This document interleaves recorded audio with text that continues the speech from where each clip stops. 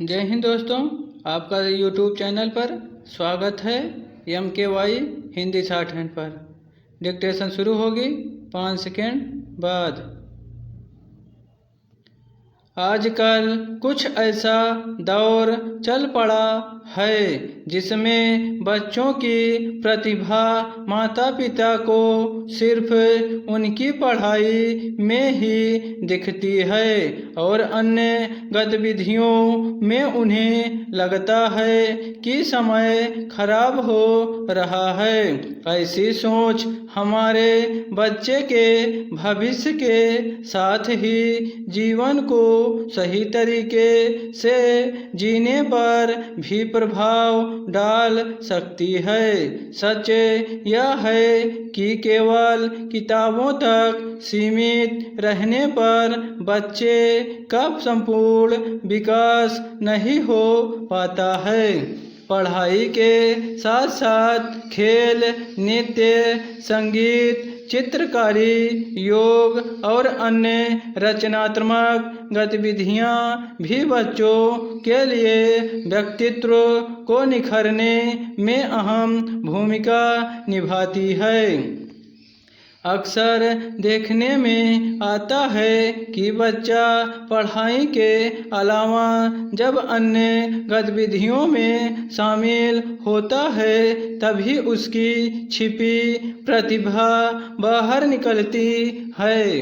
कुछ बच्चे पढ़ाई में औसत होते हैं लेकिन खेल, कला, संगीत या किसी अन्य क्षेत्र में शानदार प्रदर्शन करते हैं। उनकी क्षमता तभी सामने आती है जब उन्हें तयशुदा ढांचे की पढ़ाई से बाहर निकाला जाता है या उन्हें निकलने का मौका मिलता है।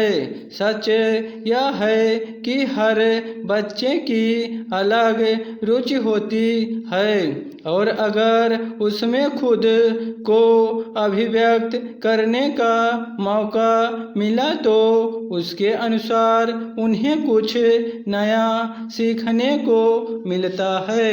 अपनी रुचि की गतिविधियों में भाग लेने से बच्चों के भीतर आत्मविश्वास बढ़ता है, जबकि सिर्फ घर में बैठकर बच्चा पढ़ता रहता है तो उसका हौसला और आत्मविश्वास कई बार डगमगाने लगता है।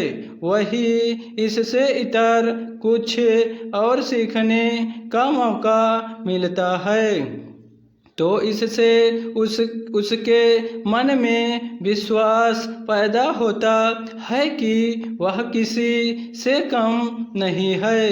जब हम कुछ सीखते हैं तो हमारी कल्पना शक्ति और रचनात्मक सोच में इजाफा होता है। जैसे हम चित्रकारी, संगीत, लेखन आदि सीखते हैं तो हमारा दिमाग अलग तरह से काम करता है। हम पढ़ाई से हटकर कुछ नया सीखते हैं और उस पर काम करते हैं। साथ ही समस्या को अलग नजरिए से देखना और उसका समाधान खोजना सीखते हैं। आज एकल परिवार का चलन है जिसमें आमतौर पर एक या दो बच्चे ही घर में होते हैं। ऐसे में बच्चों को अकेले रहने की आदत इस कदर हो जाती है कि वे किसी के साथ कुछ भी साझा करने से कतराते हैं।